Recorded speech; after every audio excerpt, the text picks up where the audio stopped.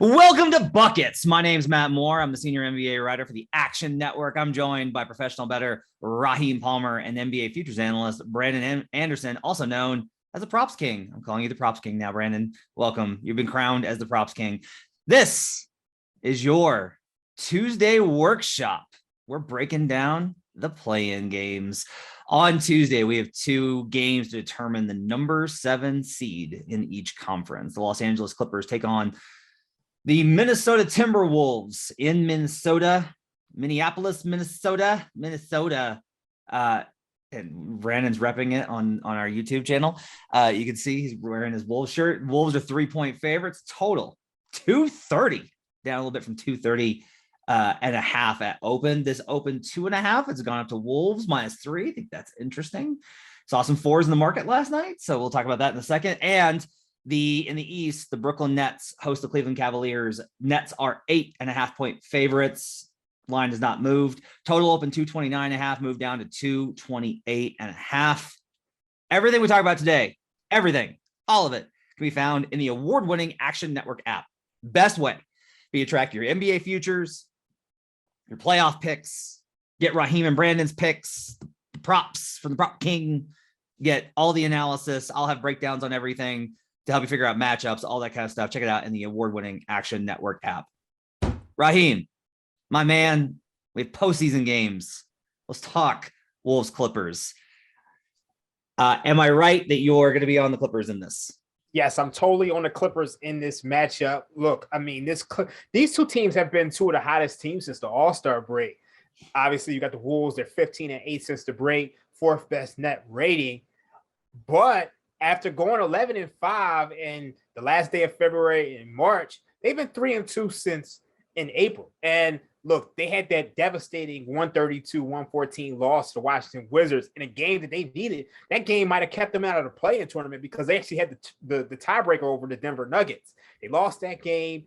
And the biggest thing I see is that the Clippers have the advantage at the perimeter. I mean, this team is absolutely dominant as far as scoring right now. They're scoring 127 points per 100 possessions over the last couple of weeks. You got Paul George, you got Norman Powell back, and you have this Minnesota Timberwolves team, which their defensive shot profile really isn't the best. They're allowing the 7th highest 3-point attempts, and the Clippers are 2nd in 3-point shooting. So they're going to be able to dominate from behind the arc. But more importantly, what did this Minnesota Timberwolves team, how do they make their living? They make their living from forcing turnovers.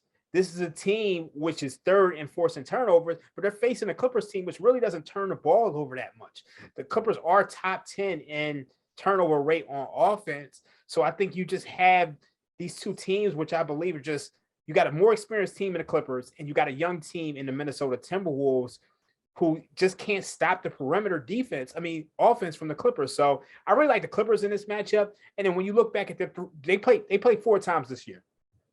Clippers won the season series 3-1, and they actually held Karl Anthony Towns down. So I think the wrong team might be favored in this matchup. All good stuff. I'm trying to sort my way through this. I think I'm leaning with you on the Clippers here. Let's start with this. What's your number on this? It's actually 3. Okay.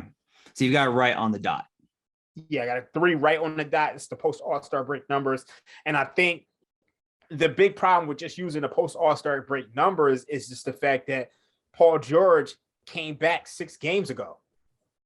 And Paul George and Norman Powell only played 2 games together.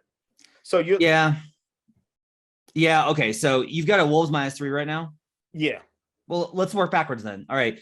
Let's even with the impact that George has had on the numbers so far, right? Let's overcorrect for that. How much do we think Paul George is worth to the spread? I'm gonna say about 3 points. Yeah, bookmakers like Paul George a lot. He's always graded out well. It was surprising me when I asked bookmakers a couple of years ago for the most impactful players of the spread. PG was up there. Yeah. So let's go ahead and give him 3. So that makes this a pick 'em, and that puts Matt value on the Clippers.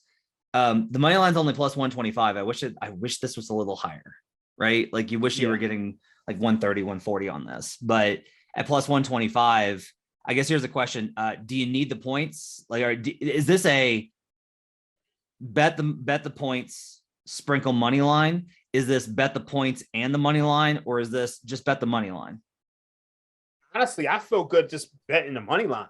Okay. But I mean, look, if you're gonna give me 3 points with the team that I feel like is the better team, more season, I gotta take it. In the 3 matchups this season, okay, this is interesting. In the matchups this season versus the Clippers, Anthony Edwards has a plus 6.4 net rating when he's on court. That seems notable. That feels like that matters. Towns, whoo, oh 15 boy. points on 42% shooting. When Karl Anthony Towns has been on the court versus the Los Angeles Clippers this season, the Wolves have lost by 21.5 points per 100 possessions. 21.5 points. That's not good. That does not make me feel good about the Minnesota Timberwolves. D'Angelo Russell's even worse. It's 29.6, but he only played 30 minutes. He got absolutely, but yeah, they got destroyed in Towns' minutes. They got absolutely annihilated. Brandon, while I'm formulating kind of like my final thoughts here, where do you lean on this? We'll get to your props in a second. Do you have a side or total that you like in this game? Yeah, unfortunately, as a Timberwolves fan, I will not be playing this one. I have too much invested in my heart already on this game. We don't get a lot of postseason games around here as a Timberwolves fan, so I just got to play this one without my wallet. However, I would lean Clippers here, but I'm going to take the points. I'm not going to play the money line. We know, like, the experience factor, I think, is a huge, huge factor here. And we can, I think, overstate experience a lot of times in playoff series. This is not a series, though. This is one game, and the experience is just off the charts to one side here. Not just for the players, like for all the players, other than like Patrick Beverley. Basically, everyone else on the Clippers has had deep runs and just did last year. So they know how to go. They know how to adjust. They know how to react or not react if they fall behind or take a lead in a game. I love my guy, Chris Finch, but I think that there's a serious coaching advantage for Ty Lue here. We've seen how good Lue has been in the playoffs. He's as good as anyone in the playoffs, really. And as I thought about this game as a Wolves fan, so you mentioned the Clippers were 3-1 this season. 2 of those games were back-to-back, way back the start of the season. The Wolves went 0-3 in the first 15 games against the Clippers. And I remember the first game, the Clippers shot 53% on threes. They hit absolutely everything, as they do sometimes. This is what the Clippers do. So I bet the Timberwolves the next game. We knew on the back-to-back thing, we see the team bounces back. We see the shooting even out. And it did not happen at all. The Clippers came out and kind of wiped the floor with the Wolves on that second night. We've said all year how the Timberwolves had this kind of gimmicky sort of defense, that there's super over aggressive. They foul a ton, more than any team in the league. They force huge turnovers. And it felt like Ty Lue kind of figured that out by the end of the first game and then just doubled down in the second game, and the Wolves didn't have an answer to it. And that really scares me in this matchup. The one game when the Wolves did win was in January, when this matchup already looked like it might be on the card. So I don't even know if the Clippers. Paul George didn't play that game. Yeah. Well, and neither I think did Towns or D'Lo. So I don't know when you take too much from that one. But I just worry a little bit. I worry that Lue has this matchup figured out a little bit. I want to take the points, though, and not the money line for this reason. The Timberwolves, if the Timberwolves win this game, I said this before, would be one of the biggest wins in franchise history. There's a lot of pressure. It's a big moment. I think it'd be possible if the Wolves do win to win by 1 or 2 or 3 points. To win but not cover here seems very much in play if the Wolves win, or the Clippers to lose a close one. So I think I would rather take the points here and then get the 2 outs. Either the Clippers just get the win, or you get possibly a close Wolves win. The other angle I've thought about is this. If you want to do the Clippers money line, both of these teams shoot just a ton of threes. The Wolves lead the league in threes and 3-point attempts. So this is going to be a high variance game, I think. It's going to be a very back and forth game. What do we think the chances are that the Wolves are plus 125 in the money line at some point this game, early on? Pretty high, right? When the Clippers hit a few shots in a row. So and then play the Wolves on the other side and then just ride it out and take your profit. I'm sorry. I like the Clippers just way too much to do that. I hear the strategy, and I do think at some point maybe both sides would be a dog. But for me, I really just think you get the better team, and it's just like you mentioned the 3-point shooting, and we saw this Minnesota Timberwolves team get absolutely torched in games in March against the Toronto Raptors and the Boston Celtics from behind the arc. And the way this Clippers team is shooting the three right now and generating open looks, I just don't see the Minnesota Timberwolves stopping them. And look, Karl Anthony Towns is a bit of concern, but I think the Clippers are the better team. So I'm going large on the money line. So the Wolves are at BetMGM. The Wolves are plus 700 to miss the playoff bracket. So Raheem, if you love the Clippers here, that means the Wolves only have to lose one more. That's an implied 12.5%. Plus 700 is a pretty long number here. What do you think about that if you like the Clippers so much for this first game? I mean, you're dependent on them to lose to the Pelicans or the Spurs. But there could be big dog there, right? You can just hedge it. Yeah, you could hedge it. I would rather just play the Clippers, and then I can reevaluate after that game, because if I could literally roll that over and take the Pelicans or the Spurs and fade them. Yeah, you could do that too. Versus Ivica Zubac, who will probably be his primary matchup in this. Hartenstein will probably get a healthy chunk, but I would say Zubac they're going to need for the size versus Towns. Last 3 seasons, Towns with a 57.6 effective field goal percentage. That's good. It's 50th percentile. If we look at least 20 matchups, it goes to 53rd percentile. So it looks like it's on the higher end of his higher usage matchups.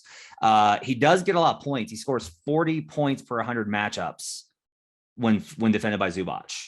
So it looks like Towns is going to be able to produce here. Raheem, let's talk total. Okay. 230, lot of points here. You like the over, or is the model say the under? It actually likes the over, but it's just I'm always a little concerned about these overs when playoff time starts. Obviously, defense is starting to tighten up, and it's just I'm a little concerned about it, but my model does like the over. So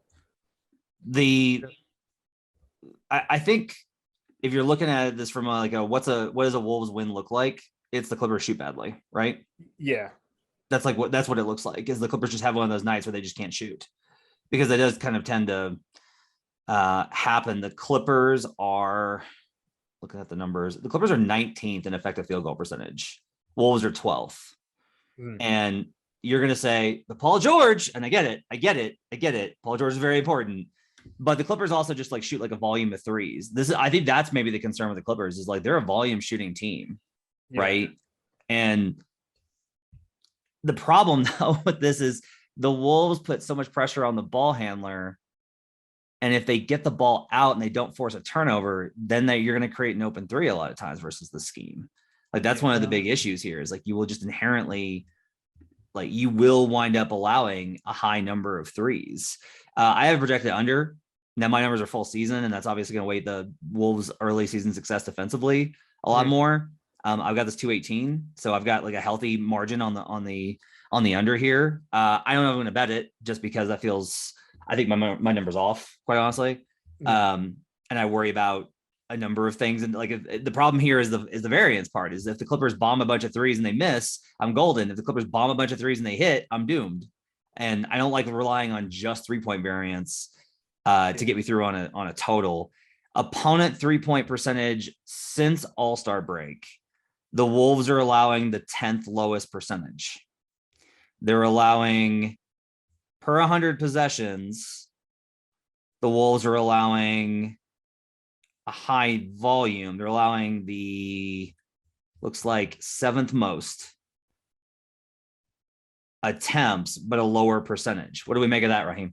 I'm struggling with it, because I saw those games against the Celtics and the Raptors. And the Raptors were shooting 60%, 70% from three in the first half. And it's just, I still operate under the premise that every game is a data point. And when I see things like that, it was just, as problematic for me. And yeah, well, I think maybe the take here is like, yeah, the Wolves defense is going to execute versus sloppy ass teams that can't make the postseason.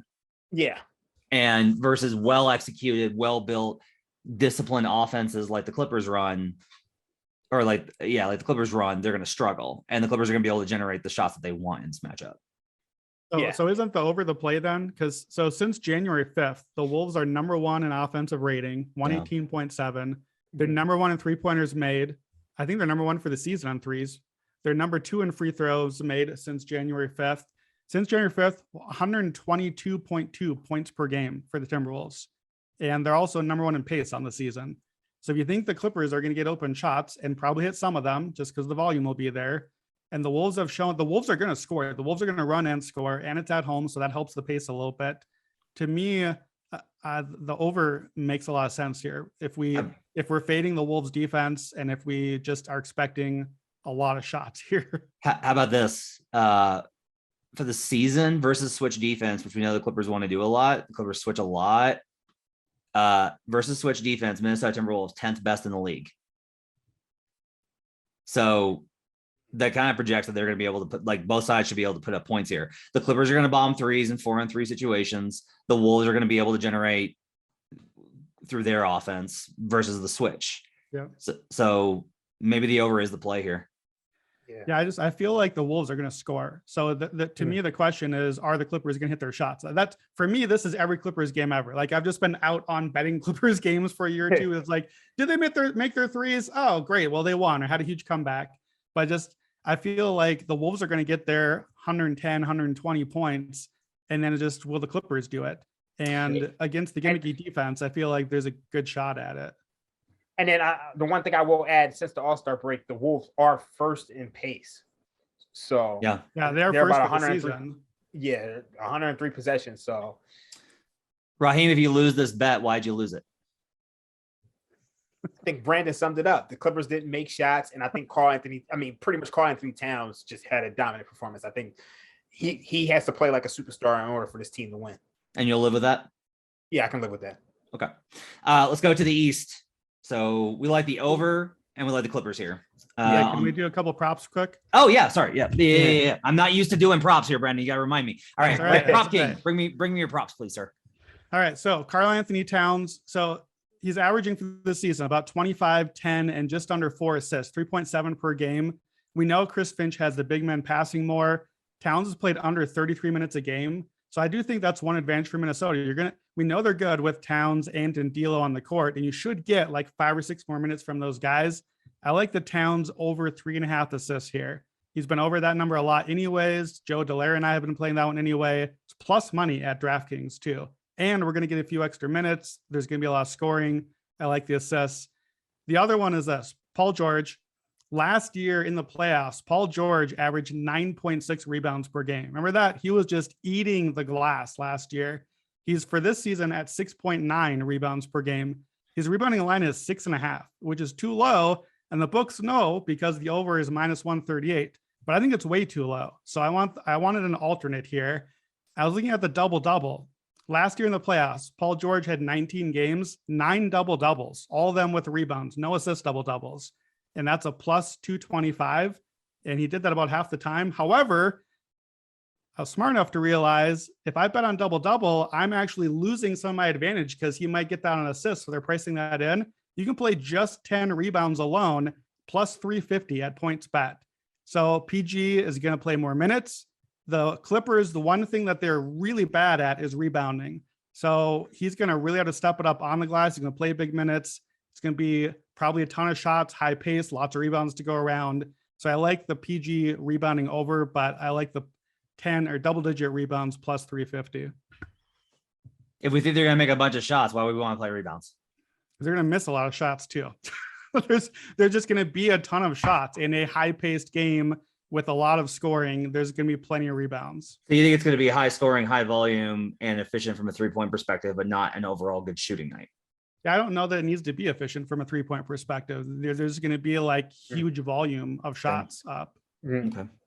Wolves this season 7th in assists created by the screener in pick and roll situations versus switch. What that translates to is basically like, let's say 30 pick and roll possessions versus switch in this game. That's 9 assist opportunities at least. So convert that. I can't hate that. I don't like taking overs on assist versus switch defense because it's the whole thing is nobody has to rotate, right? Like you don't have to rotate.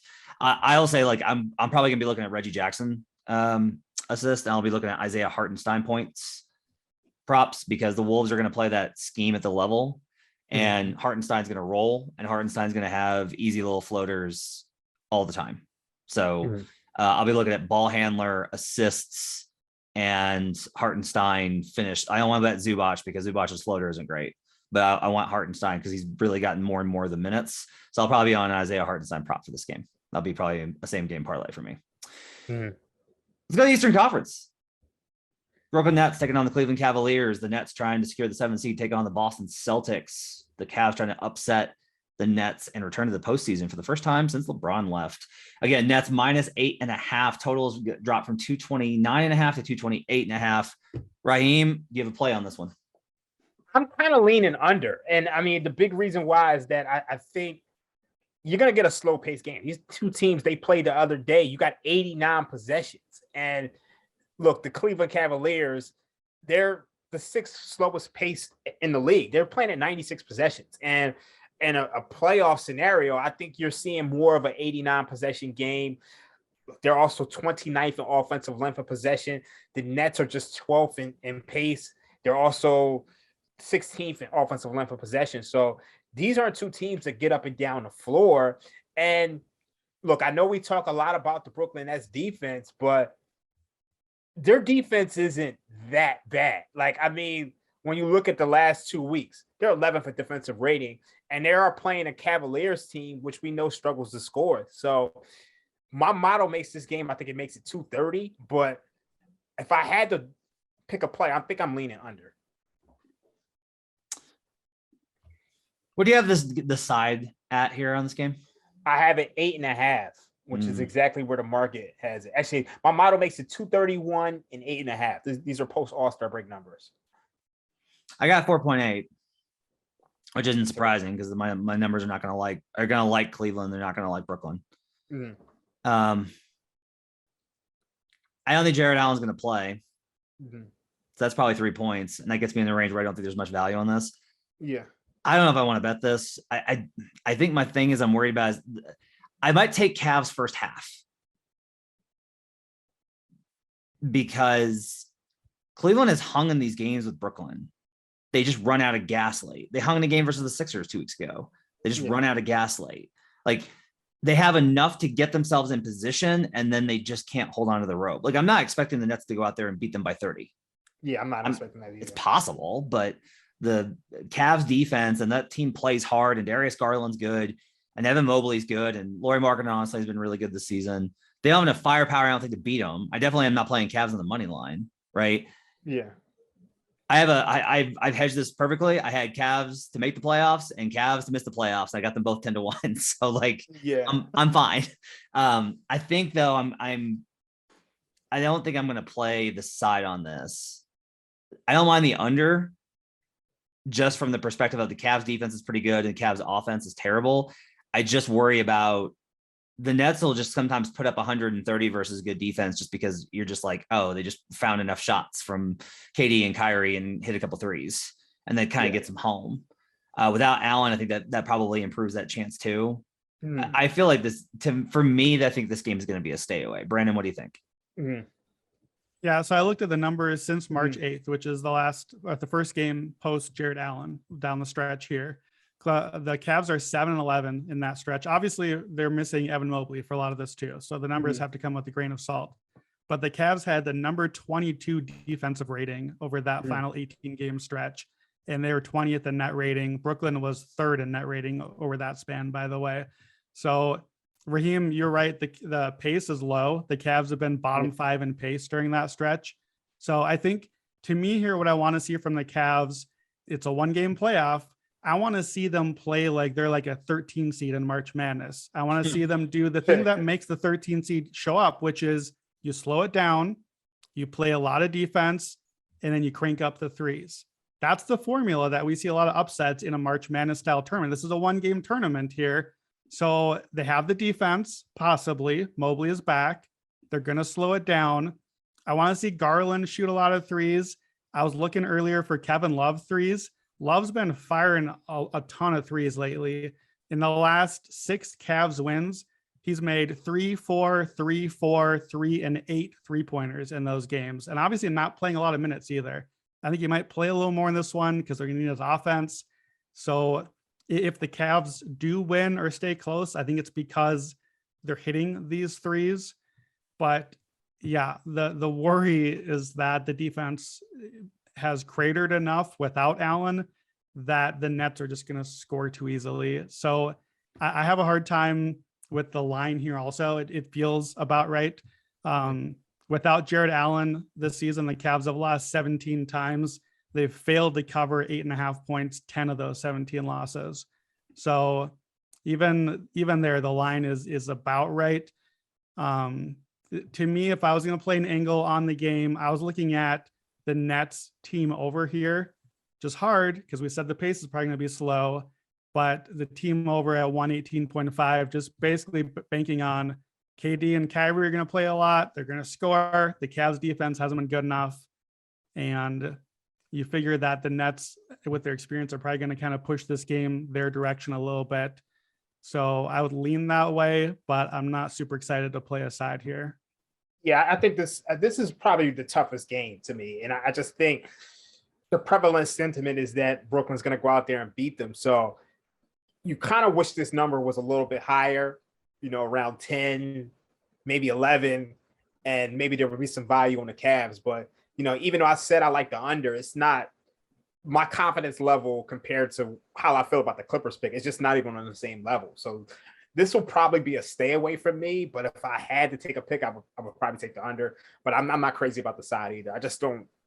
It's tough to take points with the Cavs, 8.5, KD versus Kyrie. It's just tough.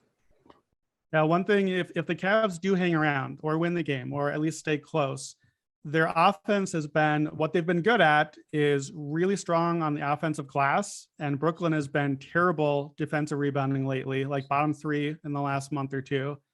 And they also, Cavs get to the line a lot and the Nets can be a little sloppy and foul. So I think if we see that happening early, if the Cavs are getting some of those easier points, they're going to, again, that's an underdog formula. Like, get some of those offensive rebounds, get the easy putbacks, get some free throws. That's, I think, the way for Cleveland to hang around in this game. And obviously, like, pressure-wise, the pressure is all on the Nets to get the win here and get, they have championship hopes. The Cavs are already playing with house money at this point. So I do think if it stays close late, it'll be interesting. Brandon, what are your props for this game? I like a couple net props here. Bruce Brown points. I've been playing a lot down the stretch. He's basically been attached to the hip with Kevin Durant. Like, whenever Durant is out, Brown is out there for the last couple months now. So I looked at numbers since March 3rd, which is KD's first game back after the break. So basically that's all we have for real numbers for this version of the Nets team. Brown's averaging 15.1 points a game, and his line right now is 13.5 points. He's been over that in 12 of the 18 games he's played. So that's 67%. So I like that one. He just kind of is out there and gets some easy buckets because you got like 4 guys defending KD and Kyrie, and somebody's got to score for them, and he's going to get a lot of minutes. I also like Kevin Durant turnovers here. So again, since March 3rd, since KD came back, 31 points, 7.5 rebounds, 7.5 assists a game. Pretty good. Pretty good. 52, 40, 94 shooting. He's doing a lot of good stuff. He's also turning it over 4.4 times a game because he's handling a lot more. He's having a lot more assists lately. He's just got the ball a lot more than he has. He's going to play a lot in this one. If it's close, he's gone over 3.5 turnovers, 14 of 19 games in this recent stretch, in this version of the Nets team. So 74% hit rate on that. So over on Durant turnovers, over on Bruce Brown points. So I had this game. I had Cavs Nets for the Friday game that basically got the Nets the 7 seed. And I play Kyrie Irving over on assists. Guess why? The Cleveland Cavaliers play the same scheme the Minnesota Timberwolves do. They play at the level and they want to pressure you. And if you pass it out, then you have wide open layups. So I'm just going to tell you, I'm going to same game parlay this sucker. Here's what's annoying. The Kyrie assist prop on Friday that I hit was 6.5. Okay. 6.5 minus 110. They've moved it back to 5.5 minus 130. So like, I love the value but like, I'll take the higher one. So I'm going to be shopping around to try and get 6.5 and take the over on that. Because there's a book right now that actually has 6.5. So I'm going to go find that and I'm going to bet that right now. You mentioned Bruce Brown. I would tell you to also grab, if you're betting that, I think Bruce Brown points, rebounds, and assists might be a good one. And the reason is without Allen, rebounding is a little bit softer. And then on the assist front, what do you do if you're on if they put 2 at the level and you're playing 4-on-3 on the backside? What do you do? Okay, you're getting killed by Bruce Brown dunking and hitting layups. So you send somebody in the inside. Bruce Brown's a good enough passer to kick to the outside and find Seth Curry or Patty Mills for 3 on the perimeter on the outside. So what I like about the points, rebounds, and assisting is it covers for how the Cavs might adjust to Brown absolutely killing them the other night. That would be a play because he wound up with 18, 10, and 8 in that game on the bet stream that we did. Chirag and I live bet Bruce Brown points, rebounds, and assists in that game, and that hit. It was awesome. It was absolutely great because it was like he had a monster first quarter, and the live props on DraftKings are always.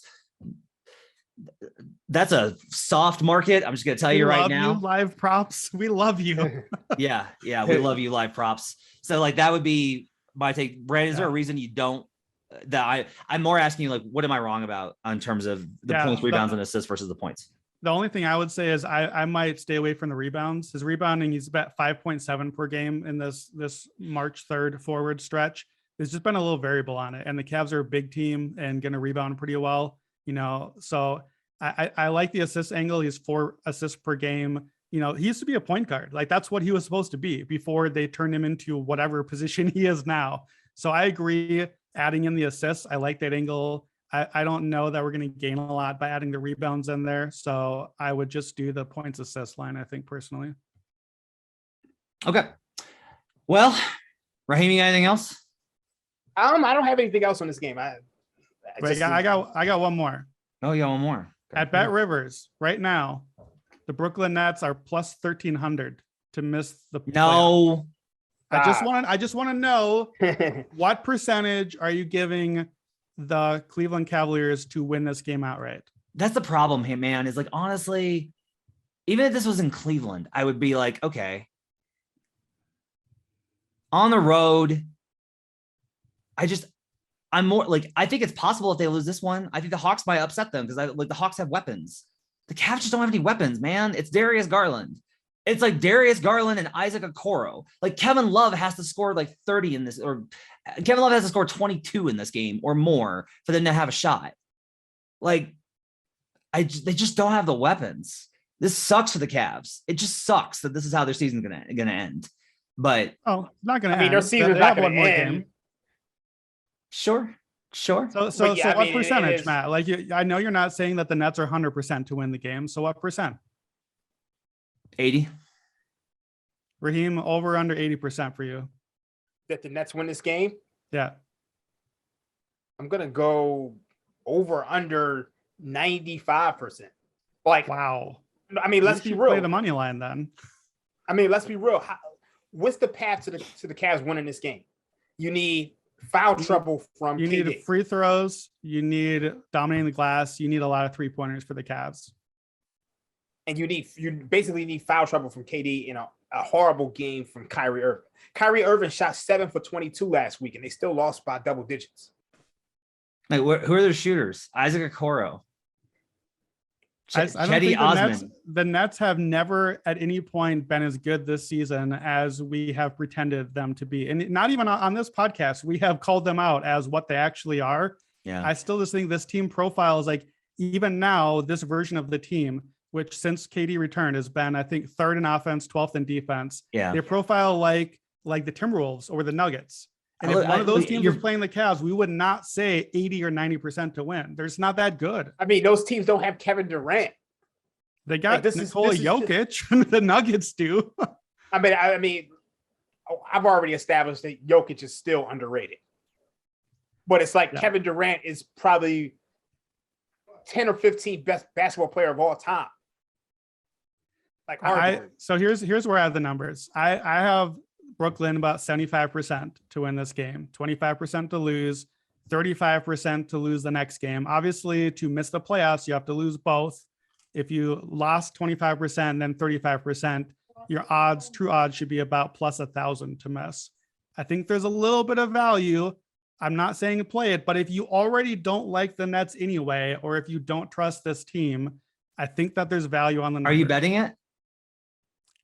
I'm considering it because I think there's value there. If it was any other setup than the Cavs here, then I would be betting it. I understand that's the whole thing that you're saying, but I think the Cavs are more live than either of you are giving them credit for. No, I don't disagree with you because I'm not betting the Nets either. I'm not betting the Nets on the money line. I'm not laying the 8.5. I'm not going to take an alternate line. I don't feel good about it because I don't trust the Nets. Right. So I get what you're saying. But my only thing here is just, look, this is coming out on Tuesday, right? This podcast is going to come out on Tuesday. The game's Tuesday night. You got a day. Are you going to bet the Nets to miss the playoffs? I'll have to see. That there's value. There is value on the number. My job is to point out where there is value on the number, and there's value on plus 1,300. The Nets have a better than 7% chance of missing. I know. I looked at it. And tried to talk myself into it, and I can't. I can't get there. I just can't get there. This is like, I don't think that I'll get there either. Saying there's value against Floyd Mayweather or Usain Bolt. I don't know. There may be EV, but that doesn't mean that you should put money down. That's the way that goes. I also, for me in general. Yeah. I also may have already bet the Nets to miss the playoffs at plus 1,500. All right, let's get wrap it up for buckets. Thanks for joining us, everybody. Make sure you keep tuning. We have episodes every day this week and going forward in the playoffs. So excited to get to talk to the guys every day. It's gonna be great. Tomorrow we'll preview the 9-10 games. Wednesday and Thursday we'll have conference previews. Thursday night we'll have workshop on the Friday 8th spot games. Stuff all this week. We're going to have tons of stuff on the Action Network app. Check it all out. Thanks for joining us. We'll see you guys again next time. Let's get buckets.